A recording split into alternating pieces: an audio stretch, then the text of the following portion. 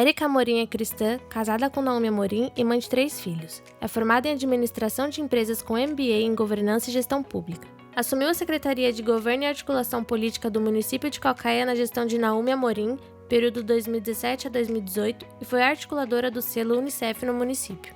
Em 2018 foi eleita deputada estadual, sendo a mulher mais votada no estado naquele pleito, com 86.320 votos. Assumiu a presidência da Comissão da Infância e Adolescência, de 2019 a 2020, e foi terceira secretária da mesa diretora, de 2021 a 2022, da Assembleia Legislativa do Ceará. Em 2022, Érica concorreu à vaga ao Senado no Ceará e obteve 193.200 votos válidos.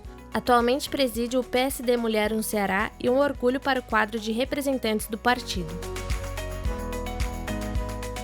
Deputada Érica Amorim, sempre deputada Érica Amorim. Temos muito orgulho de você, companheira. Foi candidata ao Senado nas eleições passadas no grande estado do Ceará.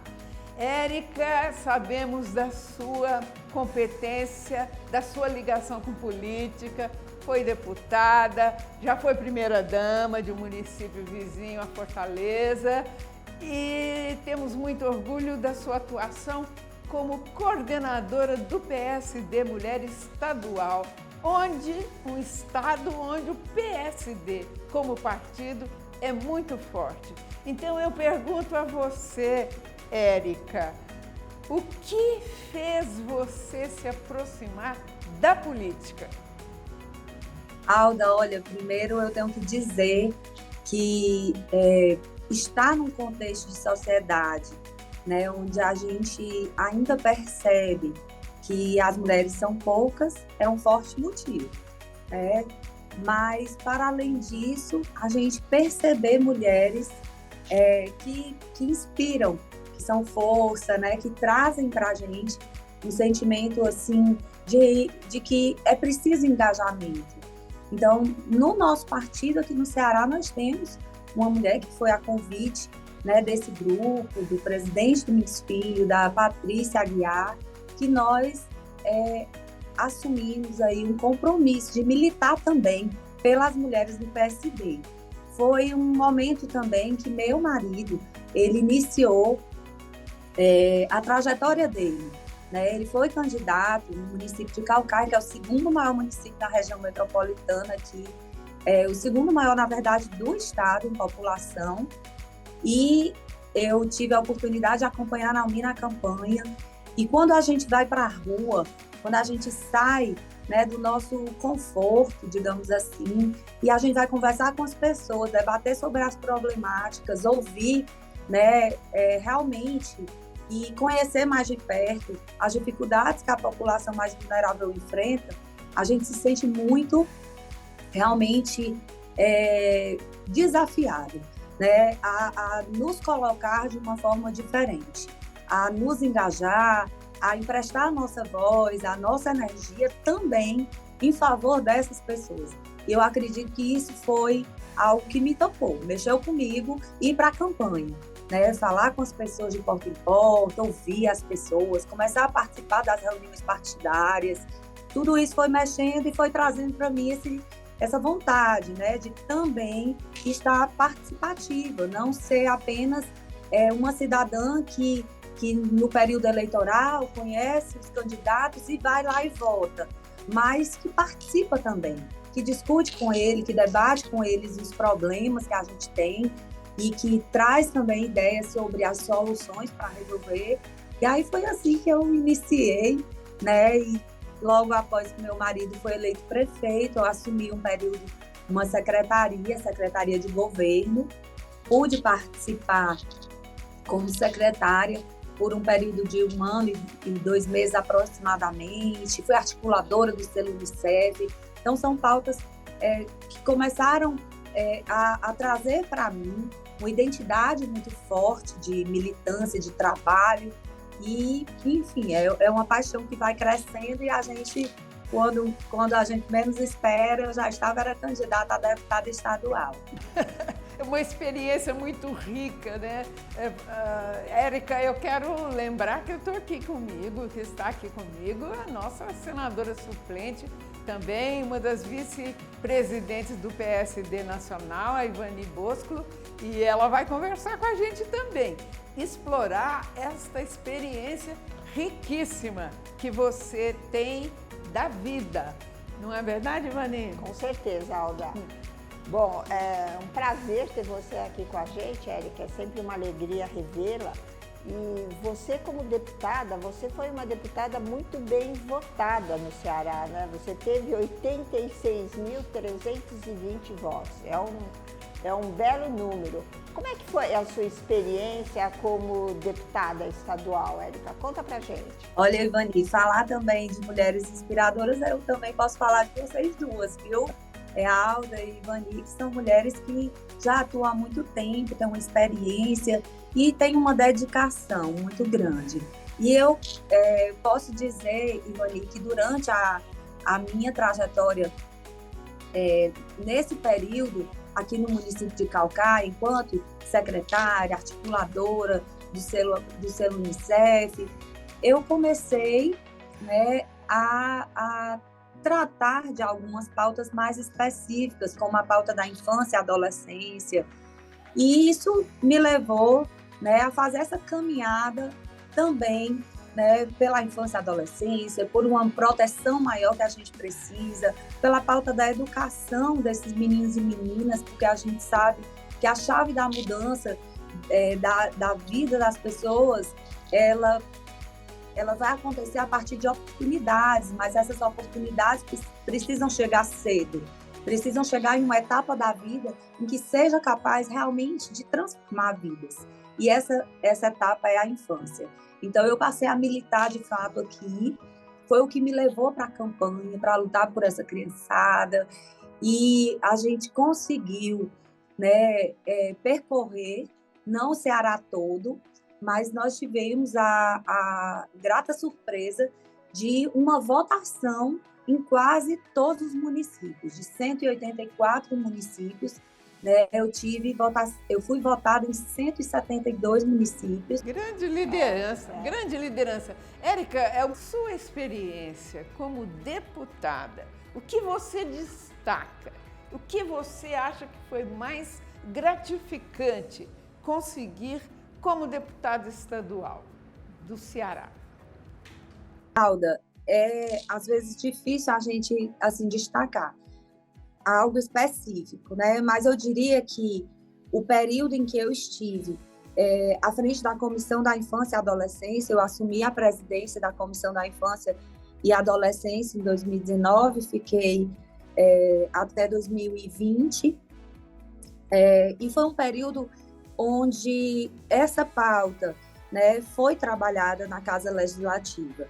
Eu escutava de muitas pessoas assim, a comissão, ela praticamente era muito parada, não tinha movimento aqui na casa, não tinha reunião, não tinha audiência pública, estava muito parada mesmo. É como se essa pauta não fosse uma pauta importante para a Casa Legislativa. E a partir, né, de um trabalho conjunto, porque a gente não faz nada sozinho, né, a gente conseguiu trazer para a Casa Legislativa o olhar para a importância, por exemplo, de nós termos um acompanhamento das estatísticas com relação aos casos de violência, aos casos de abuso, de a gente estruturar melhor a rede de proteção da infância e adolescência. E isso passa pelos conselheiros tutelares, por capacitação, por implementar políticas que também viabilizem tanto a capacitação como meios de trabalho e, de uma forma conjunta, o sistema de garantias de direito, né? Ou seja, a Polícia Civil, ela tem capacidade técnica, ela tem condição de número de profissionais, de estabelecer, conforme a lei manda, a escuta especializada, quantos equipamentos nós tínhamos no Estado, e essa realidade, ela supria, né, a carência de uma demanda de um Estado, por exemplo, que pontuava entre o 5º no Brasil em exploração de crianças e adolescentes, que pontuava e que vem baixando os números de trabalho infantil registrado, mas com árduo trabalho, mas um trabalho também muito conjunto. Então, assim, foi um período de trazer pauta, trazer um olhar para essa pauta, na verdade, e de a gente começar a implementar melhorias, né? E a gente fez tratativas com a Secretaria de Proteção Social e participamos junto aqui do Conselho Estadual também, da criança e do adolescente, e a gente começou a pontuar falhas no sistema de garantia, coisas que necessitavam. Hoje, o Ceará tem um observatório da criança e do adolescente, onde os dados são mapeados para que, através desses dados, se possa produzir política pública, equipamentos, e se possa viabilizar orçamento. Porque se a gente não tem dados que realmente façam valer e demonstrem a necessidade, é como se não carecesse, né, de uma política pública para aquela área. E isso não é verdade.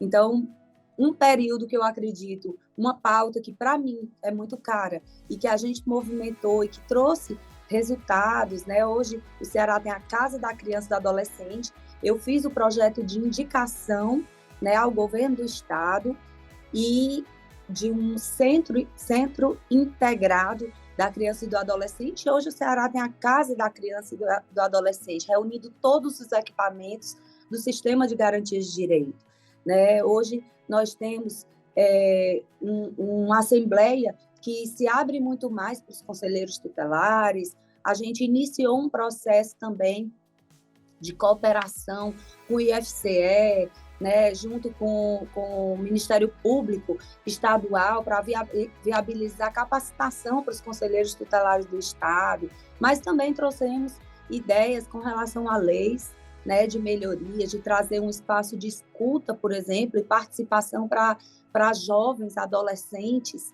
né, na Casa Legislativa, para eles terem o direito de participação. Isso não foi implementado ainda, mas a gente ainda acredita que possa ser e deseja que seja, porque eu acredito que quando a gente abre espaço para um jovem participar, para ser ouvido, a gente está estimulando uma cultura que, infelizmente, nós ainda não temos, que é a da participação de fato, desde muito cedo. Então, a gente precisa formar, né, futuros cidadãos, e a gente tem esse trabalho através da educação, mas eles também precisam participar da vida política, debater os problemas, trazer... Érica, nós sabemos que hoje o estado do Ceará é um dos principais estados a receber turismo no Brasil. Isso desenvolveu muito, Fortaleza tem um aeroporto internacional. Você acha que o crescimento do turismo piorou a situação de adolescentes e crianças no estado?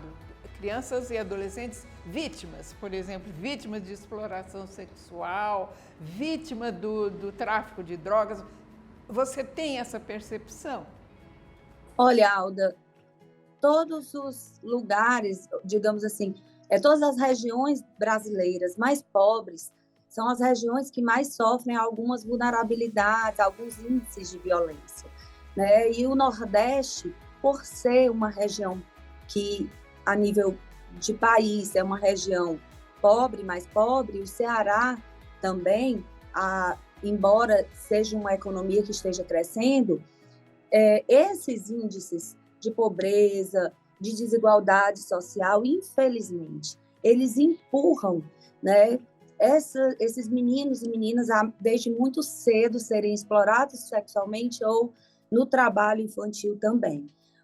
Quando se tem uma região turística, infelizmente, isso tende a ser crescido, ter os números crescidos. E aqui não é diferente. Eu lembro que nós tivemos uma reunião, uma audiência pública com a Polícia Rodoviária Federal.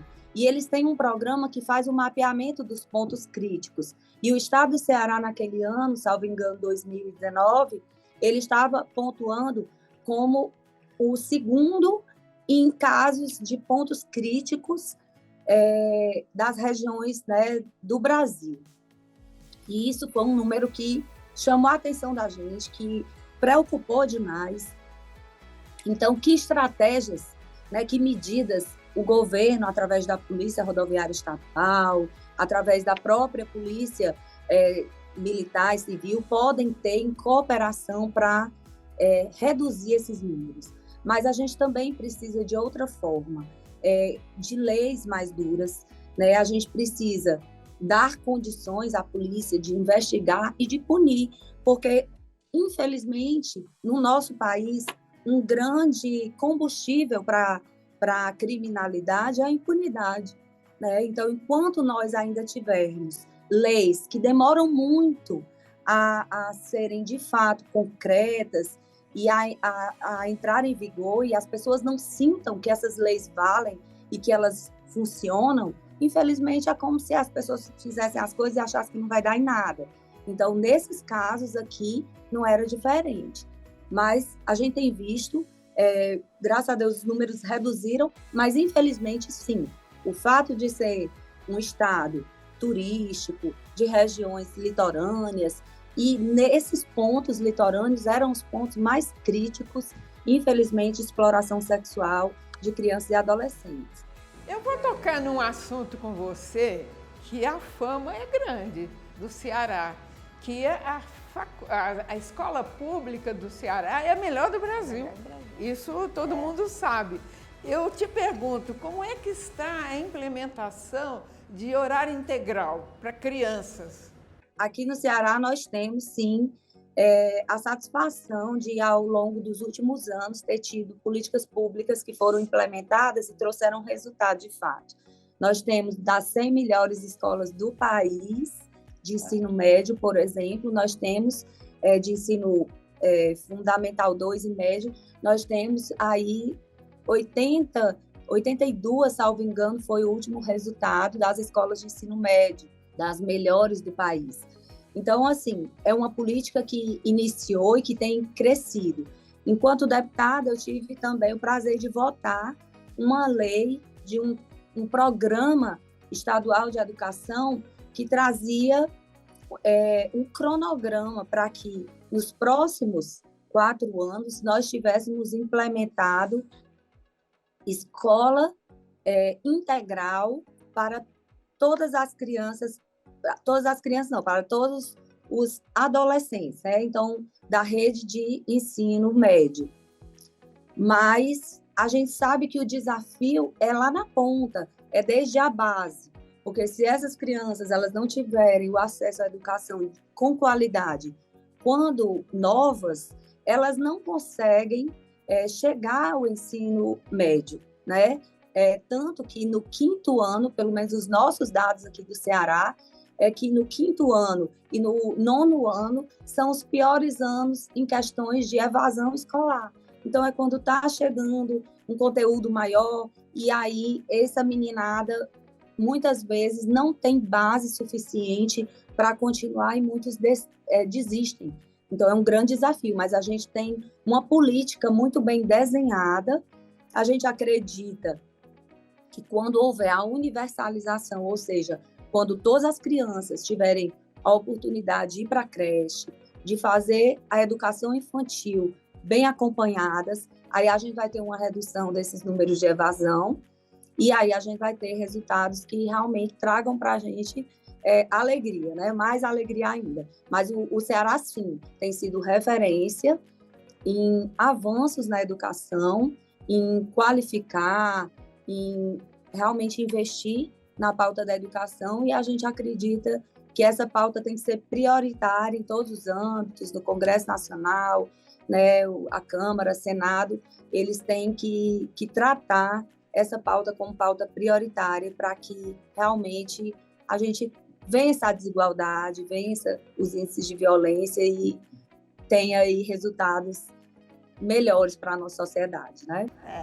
O Ceará entendeu, né, Érica, que a educação, começando da educação infantil, é a base da sociedade, né?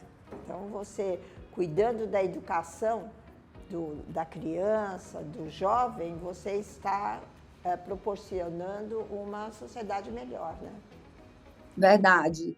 Ivani, a gente, quando lê, né, sobre os estudos relacionados à neurociência e os estudos a respeito da primeira infância, a gente tem a convicção de que a gente só vai viver a realidade que a gente deseja com relação a uma sociedade com menos desigualdade, com mais oportunidade para a nossa juventude, quando a gente possibilitar esse acesso desde cedo.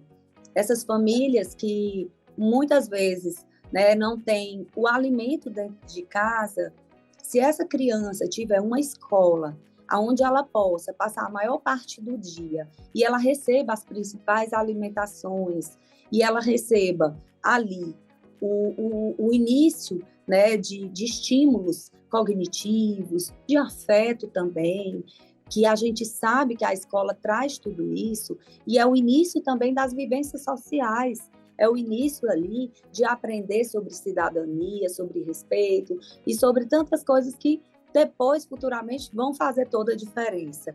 Então, eu acredito que a gente só vai, de fato, viver uma realidade melhor no nosso país, né, quando a gente conseguir ter essa virada de chave.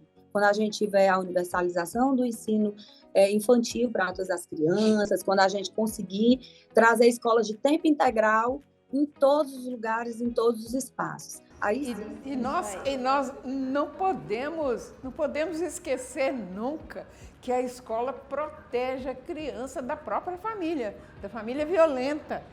A maior parte dos ataques sexuais que as crianças sofrem acontecem na família e também espancamentos. Então, a escola é uma salvação para muitas crianças. Então, a luta por um período integral, mas um período integral não que a criança fique fechada numa sala, mas que ela possa praticar as linguagens culturais, teatro, dança, música, esporte, no período em que ela não está na sala de aula aprendendo matemática, geografia, ciências. Ou seja, Érica, com a sua experiência, você tem muito a dar ao Brasil, mesmo num estado desenvolvido na educação pública, como o Ceará é reconhecidamente o melhor estado, a melhor educação pública do Brasil. E eu faço votos que você tenha como propósito encampar essa ideia, é a ideia de proteção integral das crianças. Parabéns, parabéns pela escolha do tema. Me diz uma coisa, Érica, você que já participou de mais de uma campanha política, né, como deputada e outras campanhas, qual você acha que é a maior dificuldade que a mulher enfrenta durante uma campanha? Nós ainda enfrentamos a dificuldade de uma sociedade machista que olha ainda, né, para a mulher, muitas vezes, como uma colaboradora apenas, né, e não como protagonista, como alguém que pode, sim, tomar comando das coisas e realmente estabelecer por si, por suas ideias, né, mudanças. A gente, quando está no espaço de debate, por exemplo, muitas vezes a gente percebe que os homens, eles não dão tanta atenção, por exemplo, quando uma mulher está falando. A atenção quando um homem fala, geralmente, é maior. Então, isso é um pouco do preconceito que ainda existe. E aí isso exige da gente um esforço muito grande de fato, trazer ideias, né, com clareza e buscar formas de realmente mostrar que sim, nós podemos. Eu sempre digo, a mulher ela contribui em todos os espaços e ela faz diferença onde ela está. Não, ninguém queira pensar, ou se alguém pensar, fizer uma breve reflexão de como seria a sua rotina sem nenhuma mulher por perto, eu tenho certeza que as pessoas entenderiam que a mulher faz falta em muitos espaços. Mas a gente entendeu que o nosso espaço não pode ser onde foi historicamente colocado, não é? A gente entendeu que muitas pautas e muitos problemas sociais não eram debatidos, enquanto não tinham as mulheres lá para debatê-los. E que muitas questões, elas vão apenas entrar em pauta quando as mulheres, de fato, se levantarem e tiverem a oportunidade. Então, a gente enfrenta o preconceito, a gente enfrenta o machismo, a gente enfrenta o receio, né, de que os espaços sejam diminuídos, né? E é tanto que a gente ainda luta para que a gente possa ter a condição de ter pelo menos 30%, né, das cadeiras ocupadas. Nós temos 30% garantido por lei nas eleições para participação, mas quando vai para a integralidade, a gente sabe que, infelizmente, a gente ainda não atingiu nem 20%, né, das vagas na Câmara, no Senado, né, e nem nos executivos, no executivo do nosso país. Então, a gente precisa de mulheres que fortaleçam outras mulheres, de mulheres que sejam, de fato, impulsionadas, né, realmente encorajadas à participação política. Eu acredito que os partidos hoje têm tido uma importância muito maior nisso, mas a gente precisa estabelecer espaços que acolham os filhos também, que a gente lute contra o machismo, para que os homens também cuidem das crianças, para a mulher ir para lá militar por pautas importantes, e a gente perceber grandes mulheres que hoje estão em destaque, que têm feito trabalhos importantes. Aqui no nosso estado nós tivemos a governadora Isolda, né, e a gente sabe que em muitos outros países, mulheres têm se destacado. Então, vencer o preconceito, o machismo e apoiar a mulher cada vez mais também. É verdade. Você sabe que ontem eu li a fala de uma artista, de uma americana, e ela dizia assim: quando quer falar alguma coisa num tom alto, chame um homem. Quando você quiser que algo realmente se realize, chame uma mulher, porque ela vai fazer, ele não. É verdade. E a gente tem uma frase que hoje já é conhecida também, que diz que quando uma mulher entra na política, muda a mulher. Mas quando muitas mulheres entram na política, muda a política. A gente tem a condição, de fato, de trazer para a política uma mudança real. A gente não vive ainda a colocação de pautas e nem democrática como deveria, porque o que a gente vê nos espaços de poder não reflete o que está na nossa sociedade. A gente tem mais de 50% de mulheres, mas lá nas decisões nós não temos ainda. Então, a gente precisa abrir espaço realmente para as mulheres trazerem a sua sensibilidade, mas a sua coragem, a sua verdade, a sua honestidade, e dessa forma trazer grandes mudanças como elas sempre fazem onde estão. Para ter justiça, deveria ter 50% de deputadas e 50% de deputados, independente do número de votos. Porque a sociedade não é só de homens, nem só de mulheres, é de ambos. Veja só, mais de 1.000 municípios no Brasil não tem nenhuma vereadora na Câmara Municipal. Eu já falei isso publicamente e causa, às vezes, indignação no grupo de homens. Parece que nestes municípios não existe nenhuma mulher, nenhuma criança, nenhuma adolescente, nenhuma adulta, nenhuma idosa.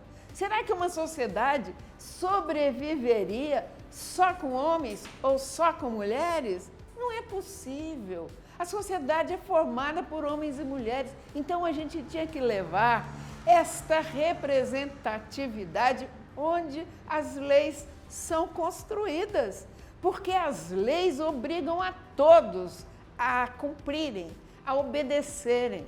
Então, nós, as mulheres, temos que estar lá, participando nos momentos de elaboração das leis, de discussões, de aprovação e de implementação, porque fica muito pesado as mulheres transferirem para os homens a responsabilidade de nos governarem, porque é isso que acontece, porque as mulheres, nem todas votam nas mulheres, senão nós estaríamos todas eleitas, é que elas acabam votando nos homens. É isso que nós precisamos trabalhar. cabeça das próprias mulheres e perguntar: você está satisfeita? Você está delegando aos homens a tarefa de governar você, de governar todos. Então acorda, mulher, pensa um pouquinho nisso, acredite em você mesma e tenha consciência de que outras mulheres também podem ser competentes. Porque no fim é o seguinte, a mulher que não vota em mulher é porque ela não acredita nela mesma. Então se ela não acredita nela mesma, ela não vai acreditar em outra mulher. A nossa tarefa é difícil, né, Érica? É difícil, é difícil. Eu tenho acompanhado algumas mulheres que têm começado a se engajar mais e elas falam, por exemplo, nas citações, muitas vezes homens sempre são citados, vocês, quando vão escolher os livros, vocês, em relação a algum tema, vocês compram livros, às vezes não olham quem são as autoras, porque essa trajetória, né, de espaços, ela é muito difícil para a mulher ao longo dos tempos.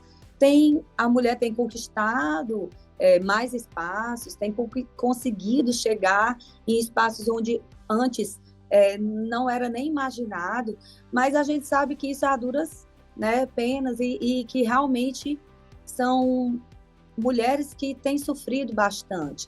Algumas leis, por exemplo, hoje, que são tão importantes, elas vieram a partir de mulheres e da dor de mulheres. Aqui no nosso estado nós temos a Maria da Penha, que ela é emblemática com relação à luta contra a violência, né, que atinge a nós mulheres. Inclusive aqui no nosso estado, Alda, eu tive uma lei aprovada que garante o atendimento com prioridade para as mulheres vítimas de violência, porque até então as mulheres vítimas de violência ainda eram olhadas com o olhar machista, julgadas, né? Ah, tá ali, tá apanhando porque gosta, ela quer, não tem vergonha, não tem coragem de largar desse marido, é porque ela gosta disso mesmo, e faziam vista grossa, e muitas vezes até no próprio atendimento, essa mulher não tinha um atendimento humanizado, e muitas vezes essa mulher, ela desconhecia os seus direitos, ela desconhecia a própria lei Maria da Penha, que hoje é bem difundida, né? Mas ela tinha que, nesse atendimento, ter um olhar acolhedor, ter orientação sobre uma medida protetiva que ela tem direito de ter e, de alguma forma, o Estado se fazer presente na proteção da vida dessa mulher. E você está acompanhando a aplicação desta lei de sua iniciativa? Está sendo cumprida, observada? Eu não tenho braços, digamos assim, suficientes, sabe, Alda? Mas a gente fez comunicado a todos os órgãos, né, de saúde, os municipais, porém, a gente sabe que essa é uma aplicação que se dá pelas próprias secretarias, né, municipais e pela Secretaria do Estado. O que a gente sabe é que protocolos precisam existir, protocolos que tragam para essa mulher vítima de violência uma condição de liberdade e de respeito também, de dignidade, porque muitas mulheres, como eu disse, desconhecem. Então, assim, mas é uma ferramenta, você criou uma ferramenta que as mulheres podem acionar para se fazerem respeitar. Então, cabe à nossa sociedade informar essa mulher que ela tem essa ferramenta que ela pode usar. Parabéns, Érica! Que iniciativa maravilhosa! É importante, porque a gente já participou de muitos momentos e a gente tentou ao máximo difundir a lei para que as pessoas saibam que a mulher vítima de violência ela tem prioridade no atendimento e que os órgãos de saúde, eles também devem ter um acolhimento para essa mulher, essa equipe tem que ser treinada, mas eles devem encaminhá-la também e dar total ciência dos seus direitos com relação à medida protetiva, né, a uma casa de acolhimento e a própria Casa da Mulher, que tem crescido muito o número de procura, né, e de mulheres que têm aos poucos, entrado no cadastro, iniciado um curso, por exemplo, e muitas delas têm, a partir de um curso, de uma capacitação, têm conseguido autonomia financeira. E, às vezes, é só isso que a mulher precisa para ela, de fato, se libertar da violência, porque ela não apanha porque ela gosta, ela apanha muitas vezes, infelizmente, porque ela não tem condição e ela se vê ali amarrada, presa àquele relacionamento abusivo. Ela se submete à violência justamente pela necessidade de sobrevivência, né? Então, é muito importante nessas casas de acolhimento você ter cursos de capacitação para essas mulheres saírem dessa dependência, né, Érica? Isso é primordial, né? Lá. Exatamente, Ivani. A gente tem visto trabalhos importantes aqui acontecendo nesse sentido e a gente acredita que a própria lei traga uma consciência dos órgãos de saúde para se integrarem com os órgãos de proteção, né? Porque eu acredito que é de mãos dadas que a gente consegue, sim, trabalhar as políticas públicas. Elas isoladas, elas demoram muito e têm menos força, mas de forma integrada a gente tem conseguido ver resultados melhores e mais eficientes. Érica, a gente viu aqui uma pessoa gabaritada, uma mulher preparada para a vida pública, capaz de... já fez muito e capaz de fazer muito mais.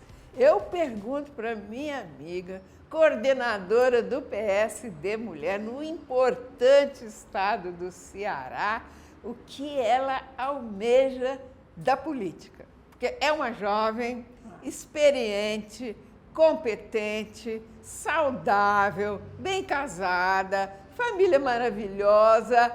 Meu Deus, o que te espera, Érica? Posso sonhar com você governadora do estado? Olha só, Alda, você é muito generosa, viu, nas suas colocações.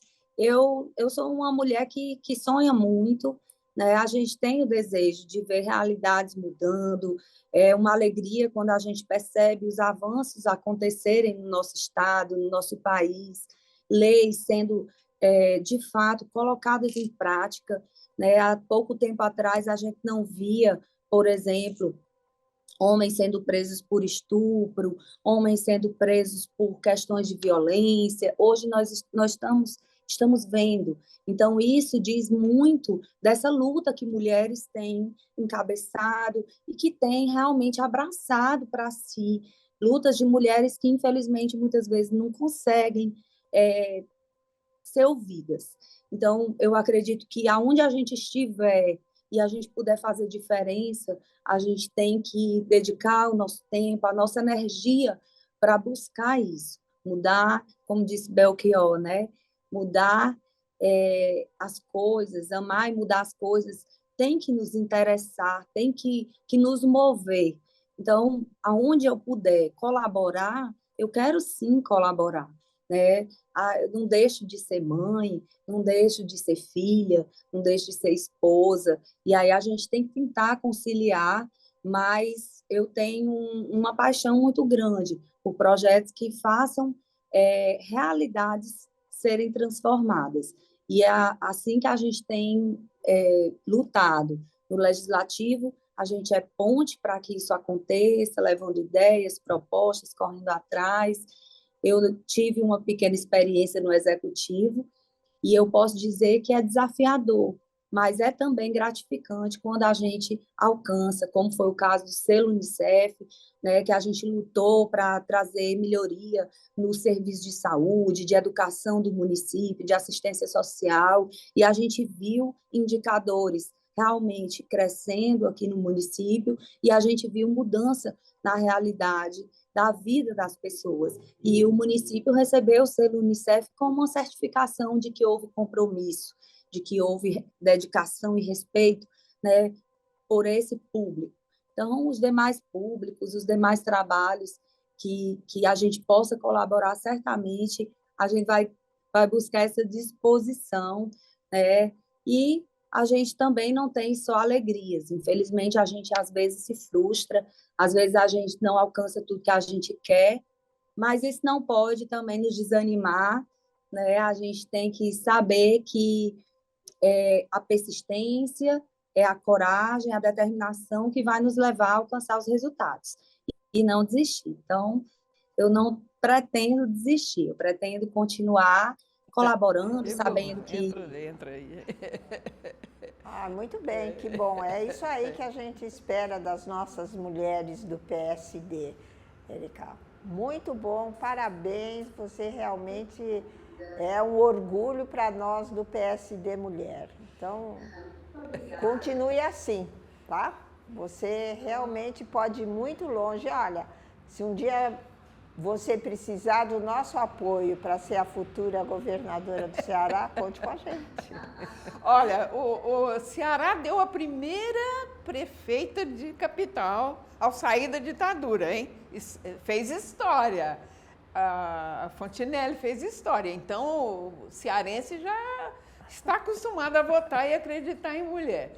Então, Érica, com a esperança renovada no Ceará, nas mulheres, em você, eu pergunto se tem algo mais que você queria contar para nós, que nós não perguntamos. Olha, Alda, eu posso dizer que nesse período, né, em que a gente faz parte, acompanha o partido, tem sido gratificante perceber o envolvimento das mulheres, né, a condução que vocês têm tido, Alda, Ivani, né, e as demais que sempre estão aí liderando, participando e nos incentivando. As capacitações, o PSD tem investido na mulher, é um partido que, de fato, faz gosto a gente participar. A gente tem desafios enquanto mulheres, com certeza, né, a serem vencidos. As mulheres ainda precisam de espaços onde elas também tenham acesso aos recursos, onde elas possam também idealizar programas, e elas têm uma condição de mexer ali no orçamento, né? E a gente precisa dessa participação também. A gente sabe que isso, ao longo do tempo, vai ser conquistado, né? E você é uma forte incentivadora para que nós estejamos aguerridas e, dessa forma, a gente siga em frente. Então, toda vez que a gente está, assim, mais... digamos assim, mais desanimada, a gente recebe uma injeção de ânimo, uma injeção de força, né, de seguir em frente, de buscar novas ideias e de buscar realizar trabalhos de outras formas. A gente tem que usar a criatividade também, muitas vezes. Mas eu tenho a alegria de ter mulheres que nos incentivam, que me incentivam, né, que me fortalecem, e saber que a gente tem uma grande família para partilhar de sonhos e conquistas também, né? Que a gente pode idealizar projetos e ter o apoio, né, desse grupo que está sempre presente, que nos traz esse sentimento de que a gente não está só. Então, eu quero agradecer, dizer parabéns para vocês, que têm sido mulheres guerreiras, né, mulheres inspiradoras para todas nós, filiadas do PSD, e eu quero um dia ser assim, como vocês, né? Ser uma mulher inspiradora. Não brinca, não brinca.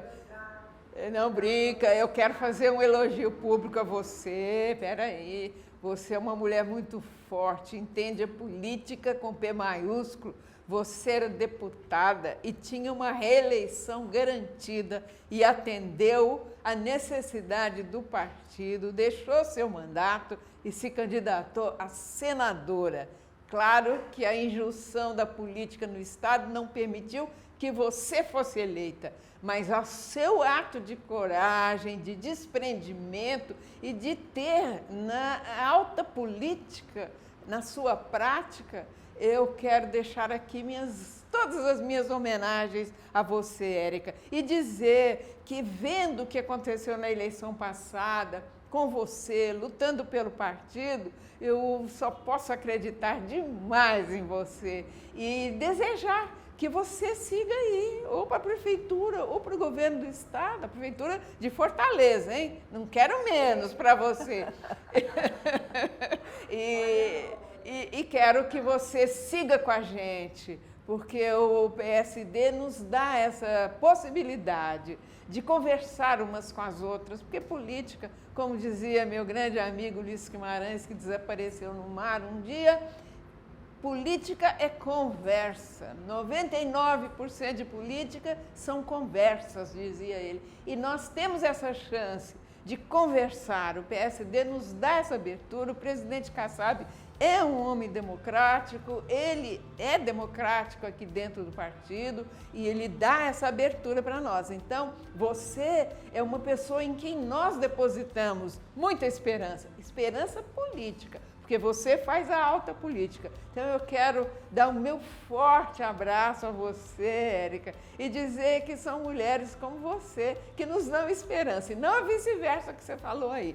Você nos dá esperança e acredito em você, espero muito de você e você vai contar com o PSD Mulher toda a vida que você precisar. Qualquer momento você vai contar com o nosso ombro, com a nossa conversa, porque mais nós não temos para dar. Porém, a amizade, a conversa, ajudar a raciocinar. E você vai longe. O seu futuro é grande. Põe isso na sua cabeça. Olha para frente. São mulheres como você que nos entusiasmam a continuar esse trabalho dentro do PSD Mulher, Érica. Parabéns, você realmente é um sucesso. Obrigada, Ivani. Obrigada, Alda. Obrigada.